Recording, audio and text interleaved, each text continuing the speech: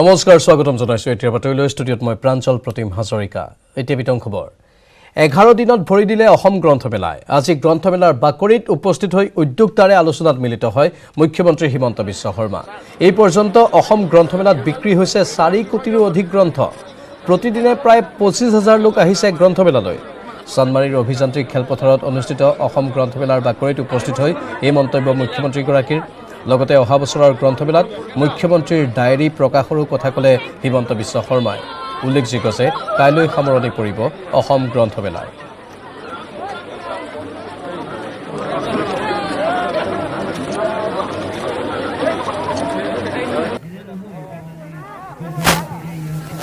এই অসম গ্ৰন্থমেলাত প্ৰতিদিনে অনুমানিক প্ৰায় 25000 ব্যক্তি আমাৰ এই গ্ৰন্থমেলালৈ অহাৰ হিচাপ পোৱা গৈছে এই গ্ৰন্থমেলাত এই মুহূৰ্তলৈকে 4.5 কোটি টকাতকৈ অধিক পুথি বিক্ৰী হৈছে আৰু গ্ৰন্থমেলাৰ অভিজ্ঞতাৰ পৰা এটা কথা আমি জানো যে শেষৰ দিনাখন অকলে 1.5-2 কোটি টকাৰ কিতাপ বিক্ৰী হয় গতিকে সকলো ফালৰ পৰা গ্ৰন্থ বিক্ৰীৰ ক্ষেত্ৰত এইখন গ্ৰন্থমেলাই এটা অভিলেখ সৃষ্টি কৰিছে তাৰোপৰি এই গ্ৰন্থমেলাত আনুষ্ঠানিকভাৱে 100কৈও অধিক পুথি উন্মোচন কৰা হৈছে গ্ৰন্থমেলাৰ লগত সংগতি ৰাখি অসম প্ৰকাশন পৰিষদে এটা নতুন ইউটিউব চেনেল আৰম্ভ কৰিছে য'ত অসমৰ পুৰণা সাধু কথাবিলাক বুঢ়ী আইৰ সাধুকে ধৰি বিভিন্ন সাধু কথাসমূহ তাৰ ভিডিঅ' ৰূপত আমি ইউটিউব চেনেলটো দেখিব পাম সেই চেনেলটো আজি মোৰ উদ্বোধন কৰাৰ সৌভাগ্য হ'ল মুখ্যমন্ত্ৰীৰ ডায়েৰী বুলি অহাবাৰ এখন মোৰ ডায়েৰী ওলাব 10 মে'ত মোৰ এবছৰ হ'ব এবছৰত প্ৰতিটো দিনত মই কি কৰিছোঁ ক'ত খাইছোঁ ক'ত বহিছোঁ এই গোটেইখিনি প্ৰতিটো দিনে মই লিখি গৈছোঁ আৰু সেই গ্ৰন্থখন 10 মে'ত হ'ব অহাবাৰ যেতিয়া আমি মোটামুটি গ্ৰন্থমেলাৰ সময় পাম তেতিয়ালৈকে এখন প্ৰকাশ হ'ব তাত মোৰ প্ৰতিটো দিনৰ দিনলিপিটো লিখা থাকিব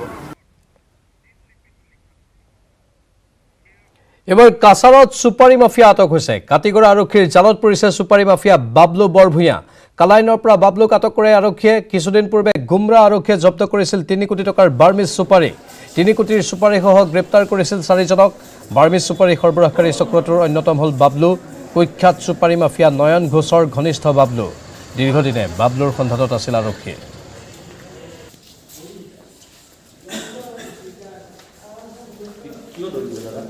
करीब 2 दिन पहले हमने एक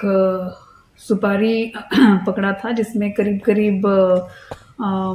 मतलब market value of 3 crore of supari we could seize and that is ये सब सुपारी बर्मा से आया है सब बर्मी सुपारी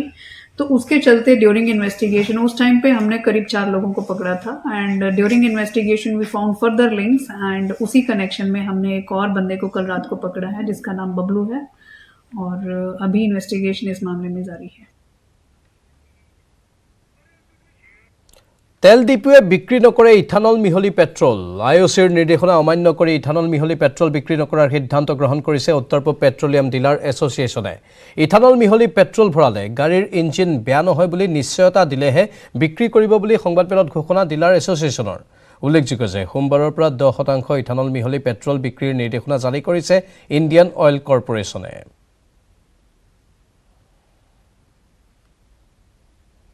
এতিয়া আমি যোৱা 3 দিনমান আগতে ইণ্ডিয়ান অইল কৰ্পোৰেশ্যনৰ জেনেৰেল মেনেজাৰৰ পৰা এটা SMS পালোঁ হোৱাটছআপ SMS এটা যে গুৱাহাটী আৰু অসমৰ যিমান পেট্ৰল পাম্প আছে সবতে 10% ইথানল মিক্স কৰি পেট্ৰল পঠোৱা হ'ব পাম্পবিলাকলৈ ইথানল ব্লেণ্ডেড পেট্ৰল লোৱাত আমাৰ কোনো অসুবিধা নাই আমি ল'ম গভৰ্ণমেণ্ট অফ ইণ্ডিয়াৰ পলিচি আমি মানি ল'ম কিন্তু যিখিনি প্যাৰামিটাৰ্স আমি বাৰে বাৰে কৈ আছো এখন প্ৰেছ মিট দিয়াত অইল কোম্পানীৰ একো অসুবিধা নাই গভৰ্ণমেণ্টৰ মানুহ নিশ্চয় উপস্থিত থাকিব আমি থাকিম ৰাইজক জনাব লাগে যে আপোনালোকো সাৱধান হ'ব লাগিব আৰু ইথানল ব্লেণ্ডেড পেট্ৰলটো ল'লে গাড়ীখনৰ কি ভাল হ'ব কি বেয়া হ'ব ঠিক আছে আমি গম পাইছো ইমিশন কম হ'ব এনভায়ৰনমেন্টৰ কাৰণে ভাল হ'ব হেতু খুব ভাল কথা হেতু হ'ব লাগে কিন্তু তাৰ লগতে গাড়ীখনৰ কিবা বেয়া হ'ব নেকি আৰু যদি হয় তাৰ দায়িত্বটো কোনে ল'ব গভৰ্ণমেণ্টে ল'ব অইল কোম্পানীয়ে ল'ব নে ডিলাৰে ল'ব উৰুকাৰ নিশাও সুৰাপাইৰ বিৰুদ্ধে চলিব অভিযান সুৰাপান কৰি গাড়ী চলালে বিহিব 10,000 টকাৰ জৰিমনা উৰুকাৰ নিশা বিশেষ অভিযান চলাবলৈ সাজু হৈছে কামৰূপ মহানগৰ পৰিবহণ বিভাগ ইতিমধ্যে অসমৰ বাহিৰৰ পৰা অনা হৈছে শতাধিক অত্যাধুনিক ব্ৰেথ এনালাইজাৰ এই মন্তব্য কামৰূপ মহানগৰৰ দ্বিতীয় গৌতম দাসৰ মাননীয় মুখ্যমন্ত্ৰী মহোদয়ে ইতিমধ্যে সকলোকে আহ্বান জনাইছে আৰু বিভাগসমূহক নিৰ্দেশনা দিছে যে আগন্তুক যিটো 31 ডিচেম্বৰৰ নিশাটো যেনেকৈ আমাৰ সকলোৱে মিলিত প্ৰচেষ্টাৰে অসমখনক এখন দুৰ্ঘটনামুক্ত কৰি ৰাখিবৰ কাৰণে সক্ষম হৈছে ঠিক তেনেকৈ আগন্তুক মাঘ বিহুৰ সময়তো যাতে কোনো ধৰণৰ পথ দুৰ্ঘটনাই অসমৰ যিটো ইয়াৰ আমঠো ভোগালী বিহুৰ আনন্দটো ম্লান পৰি নাযায় তাৰ কাৰণে বিশেষ ব্যৱস্থা গ্ৰহণ কৰাৰ কাৰণে ইতিমধ্যে নিৰ্দেশনা দিছে আৰু অসম চৰকাৰ পৰিবহণ বিভাগৰ ফালৰ পৰাও অনাগত দিনবিলাকত ইতিমধ্যে আমাৰ অবিৰতভাৱে আমাৰ অভিযান চলি আছে কিন্তু সেইদিনাখন ভোগালী বিহুৰ যিটো আমাৰ প্ৰাক সন্ধিয়া আমাৰ যিটো উৰুকাৰ নিশা যাতে কোনো ব্যক্তিয়ে সুৰাপান কৰি গাড়ী চলাব নোৱাৰে তাৰ কাৰণে কঠোৰ ব্যৱস্থা গ্ৰহণ কৰিব অনাগত উৰুকাৰ নিশাও আমাৰ ব্যাপক অভিযান চলিব আৰু মই আপোনালোকৰ জৰিয়তে কঠোৰভাৱে আমি সক্ৰিয় প্ৰদান কৰিছোঁ যাতে যিকোনো ব্যক্তিৰ যদি কোনো ধৰণৰ যান বাহন সুৰাপান কৰি গাড়ী চলাবলৈ হয় তেখেতে কিন্তু আইনমতে যিটো দণ্ডনীয় হ'বই লাগিব নৱম সংখ্যক নৰ্থ ইষ্ট ফেষ্টিভেলৰ আজি দ্বিতীয়টো দিন গুৱাহাটীৰ হোটেল ৰেডিসন ব্লুত আয়োজিত নৰ্থ ইষ্ট ফেষ্টিভেলৰ দ্বিতীয় দিনত অনুষ্ঠিত হয় ব্ৰহ্মপুত্ৰ ৰিভাৰ কনক্লেভ জল পৰিবহণৰ জৰিয়তে উত্তৰ পূৰ্বাঞ্চলত এক সম্ভাৱনা সৃষ্টি কৰাৰ উদ্দেশ্যে আয়োজন কৰিছে এই কনক্লেভৰ মুখ্য অতিথিৰূপে উপস্থিত থাকে কেন্দ্ৰীয় বন্দৰ জল পৰিবহণ মন্ত্ৰী সৰ্বানন্দ সোণোৱাল কেন্দ্ৰীয় মন্ত্ৰীগৰাকীৰ লগতে কনক্লেভত উপস্থিত থাকে বিজেপিৰ মুখপাত্ৰ লক্ষ্য কোঁৱৰসহ আন কেইবাগৰাকীও বিশেষ অতিথি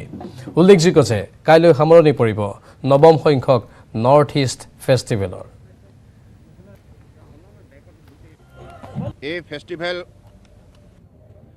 অত্যন্ত উৎসাহ উদ্দীপনাৰে তেখেতে আয়োজন কৰাৰ ইয়াত যিখিনি তেখেতে উদ্যোগ লৈছে তাৰ কাৰণে মই তেখেতক ধন্যবাদ জনাইছোঁ কিন্তু বৰ্তমান সময়ত আপোনালোকে যেতিয়া গোটেই ভাৰতবৰ্ষতে কৰোনা ভাইৰাছৰ লৈ পেলাই যিহেতুকে গোটেই মানৱ সমাজ ভাৰতবৰ্ষই নহয় পৃথিৱীত এইটোক লৈ অত্যন্ত সাৱধানতা অৱলম্বন কৰিছে সতৰ্কতা অৱলম্বন কৰিছে যাতে সকলোৱে সংক্ৰমণৰ পৰা ৰক্ষা কৰিব পাৰে গতিকে তাৰ প্ৰতি লক্ষ্য ৰাখি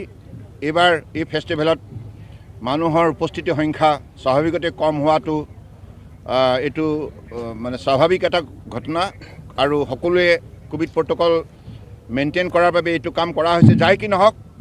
ইয়াৰ যিটো মূল লক্ষ্য যিটো উদ্দেশ্য সেইটো মহৎ আৰু ফাইনেল ৰিপৰ্টত এইখিনিতে সময় হৈছে চমু বাণিজ্যিক বিৰতিৰ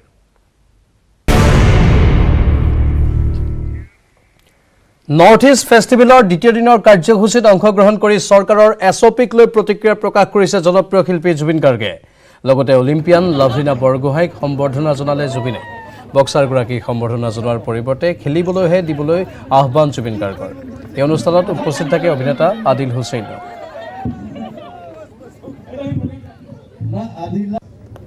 Round of applause সকলে জোৰদাৰ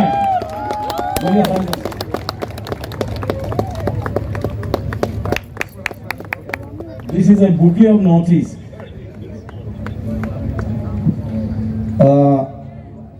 লাভলীনা এটা কথা কওঁ অলিম্পিকত যোৱাটো ডাঙৰ কথা নহয় মেডেল জিকাটো ডাঙৰ কথা So she is precious and মই সদায় কওঁ তাক যে এই সম্বৰ্ধনা এইবিলাক একদম ফাল্টু বস্তু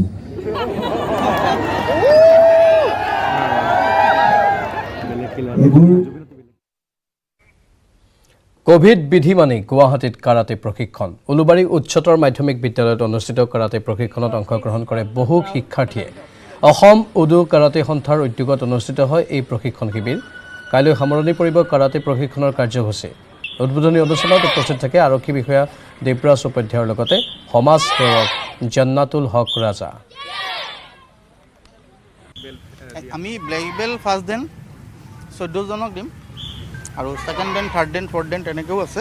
একজেক্টলি মোৰ কাগজখন চাব লাগিব লিষ্ট আছে আৰু ছেমিনাৰটো একচুৱেলি আমি দুদিনীয়াকৈ কৰিছিলোঁ ক'ভিডৰ অসুবিধাৰ কাৰণে মষ্ট প্ৰবেবলি আজি কৰি আমি এইটো কেঞ্চেল কৰি দিম আৰু SOP মতে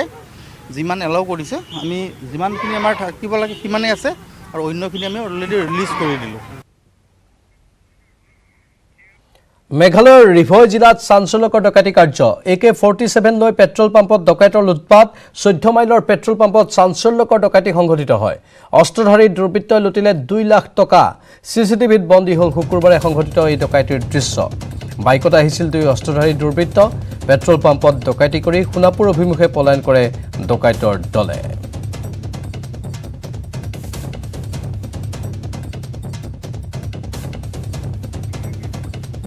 পুনৰবাৰ জনাইছোঁ আপোনালোকক অস্ত্ৰধাৰী দুৰ্বৃত্তই লুটিলে 2 লাখ টকা এটা পেট্ৰল পাম্পত এই ডকাইতিৰ ঘটনা সংঘটিত হৈছে মেঘালয়ৰ ৰিভয় জিলাত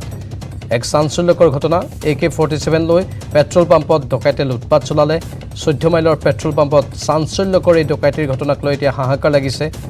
CCTVত বন্দীও হৈছে শুকুৰবাৰে সংঘটিত এই ডকাইতিৰ দৃশ্য বাইকত আহিছিল 2 অস্ত্ৰধাৰী দুৰ্বৃত্ত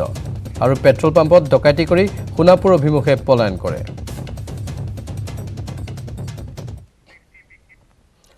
5 ৰাজ্যৰ বিধানসভা নিৰ্বাচনৰ দিন ঘোষণা কৰা হ'ল উত্তৰ প্ৰদেশ মণিপুৰ উত্তৰাখণ্ড গোৱা আৰু পঞ্জাবৰ নিৰ্বাচনৰ দিন ঘোষণা কৰা হৈছে 7টা পৰ্যায়ত অনুষ্ঠিত হ'ব 5 ৰাজ্যৰ বিধানসভা নিৰ্বাচন 10 ফেব্ৰুৱাৰীৰ পৰা আৰম্ভ হ'ব বিধানসভা নিৰ্বাচন 10 মাৰ্চত ঘোষণা কৰা হ'ব নিৰ্বাচনী ফলাফল উত্তৰ প্ৰদেশত 10 ফেব্ৰুৱাৰীৰ পৰা 7 মাৰ্চলৈ 7টা পৰ্যায়ত অনুষ্ঠিত হ'ব নিৰ্বাচন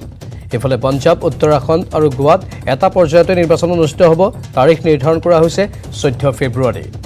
আনফালে মণিপুৰত 27 ফেব্ৰুৱাৰী আৰু 3 মাৰ্চত নিৰ্বাচন সংবাদমেলত এই ঘোষণা কৰে মুখ্য নিৰ্বাচন আয়ুক্ত সুশীল চন্দ্ৰাই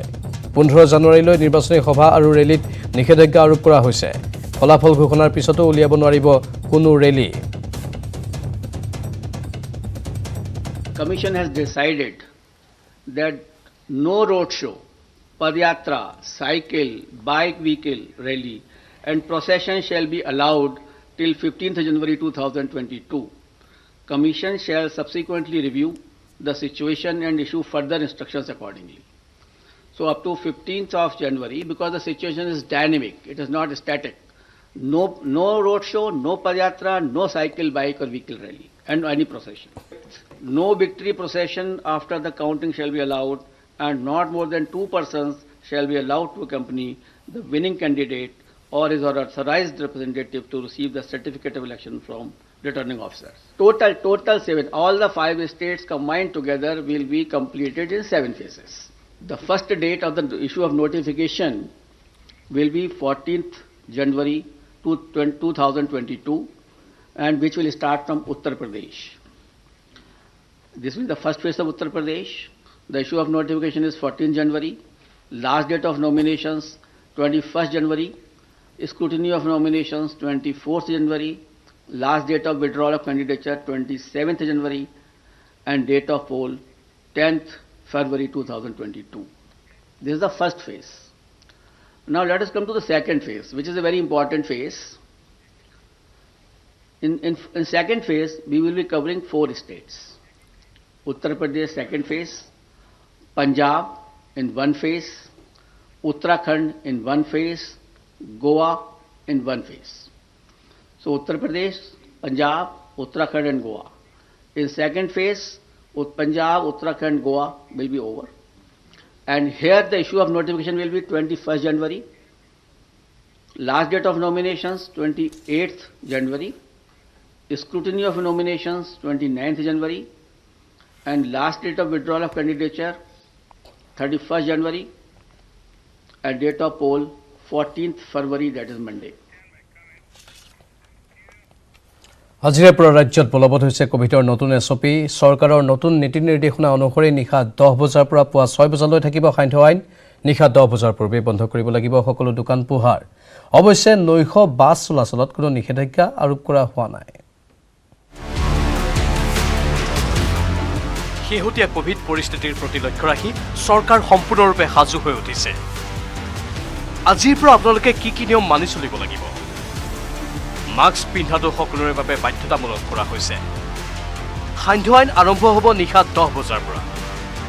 পুৱা 6 বজালৈ অব্যাহত থাকিব নৈশ সান্ধ্য আইন নিশা 10 বজাৰ ভিতৰতেই বন্ধ কৰিব লাগিব দোকান পোহাৰ সন্ধিয়াৰ পিছত বন্ধ হ'ব চুলাই ভাতি ইফালে নৈশ বাছত অহা যোৱা কৰা যাত্ৰীসকলৰ বাবে কি ব্যৱস্থা গ্ৰহণ কৰা হৈছে চৰকাৰী নিৰ্দেশনা অনুসৰি নৈশ বাছৰ চলাচল অব্যাহত থাকিব নিশা নিৰ্দিষ্ট কেইখনমান ধাবা হোটেলহে খোলা থাকিব নৈশ বাছৰ যাত্ৰীয়ে ধাবাৰ পৰা লৈ গৈ খাদ্য খাব পাৰিব ধাবা বা হোটেলত বহি খাদ্য গ্ৰহণ কৰিব নোৱাৰিব নৈশ বাছৰ যাত্ৰীয়ে ইফালে বিদ্যালয়সমূহৰ বাবেও জাৰি কৰা হৈছে বিশেষ নিৰ্দেশনা আজিৰ পৰা পঞ্চম শ্ৰেণীলৈ সকলো স্কুল বন্ধ ঘোষণা কৰা হৈছে গুৱাহাটীত অষ্টম শ্ৰেণীলৈ বন্ধ দিয়া হৈছে স্কুল আনফালে সপ্তাহত 3 দিনকৈ হ'ব নৱম দশম আৰু একাদশ শ্ৰেণীৰ পাঠদান দ্বাদশ শ্ৰেণীৰ পৰা বিশ্ববিদ্যালয়লৈ নিয়মীয়াকৈ হ'ব পাঠদান ইফালে মাঘ বিহুৰ বাবেও নিৰ্দিষ্ট নিয়ম বান্ধি দিয়া হৈছে 10 বজাৰ পিছত ভেলাঘৰত থাকিব নোৱাৰিব অৱশ্যে পুৱা মেজি জ্বলোৱাত বাধা নিষেধ নাই মাঘ বিহুৰ সময়ত সামান্য শিথিল হ'ব পাৰে নিষেধাজ্ঞা উৰুকাৰ নিশা শিথিল হ'ব পাৰে নৈশ সান্ধ্য আইন যদি আপুনি এতিয়ালৈকে দুপালি ভেকচিন লোৱা নাই তেনেহ'লে কি হ'ব পাৰে 15 জানুৱাৰীৰ পিছত দুপালি ভেকচিন নোলোৱা লোক কাৰ্যালয়ত সোমাব নোৱাৰিব স্কুল কলেজলৈ যাব নোৱাৰিব শিক্ষক আনকি অনুপস্থিতিৰ বাবে দৰমহাও কৰ্তন হ'ব দুপালি ভেকচিন নল'লে চিনেমা হলতো প্ৰৱেশ কৰিব নোৱাৰিব লগতে হোটেল আৰু মললৈ যাব নোৱাৰিব বাছ টেক্সি বাইকত উঠিব নোৱাৰিব যদি আপুনি এই নিয়মসমূহ মানি নচলে তেনেহ'লে কি হ'ব ব্যৱসায়িক প্ৰতিষ্ঠানত ভেকচিন নোলোৱা লোক পালে সেই প্ৰতিষ্ঠানৰ মালিকক জৰিমনা বিহা হ'ব 25,000 টকা জৰিমনা ভৰিব লাগিব ব্যৱসায় প্ৰতিষ্ঠানৰ মালিকে একেদৰে বিমান আৰু ৰেল যাত্ৰীৰ বাবেও বিশেষ নিয়ম বান্ধি দিয়া হৈছে ভেকচিন নোলোৱা লোকে বিমানবন্দৰ ৰেল ষ্টেচনতেই কোভিড পৰীক্ষা কৰাব লাগিব এপালি ভেকচিন ল'লেও বিমানবন্দৰ ৰেল ষ্টেচনতেই কোভিড পৰীক্ষা কৰাব লাগিব দুপালি ভেকচিন লোৱা লোকে ঘৰতেই কোভিড পৰীক্ষা কৰিব পাৰিব এইবাৰ কৰোনাকালীন সময়ত কি সুবিধা আপুনি নাপায় চৰকাৰী হস্পিটেলত আপুনি নাপাব বিনামূলীয়া চিকিৎসা কোভিড ৰোগীয়ে নাপাব বিশেষ খাদ্য আনফালে এই সময়ছোৱাত কোনে পাব কি সুবিধা কেৱল BPL ৰোগীয়েহে পাব বিনামূলীয়া চিকিৎসা অৱশ্যে ঘৰৰ পৰা খাদ্য আনিব পাৰিব কোভিড ৰোগীয়ে ঘৰত থকা কোভিড ৰোগীয়েও পাব বিনামূলীয়া ঔষধ কেণ্টিনৰ খাদ্য ক্ৰয় কৰি খাব পাৰিব কোভিড ৰোগীয়ে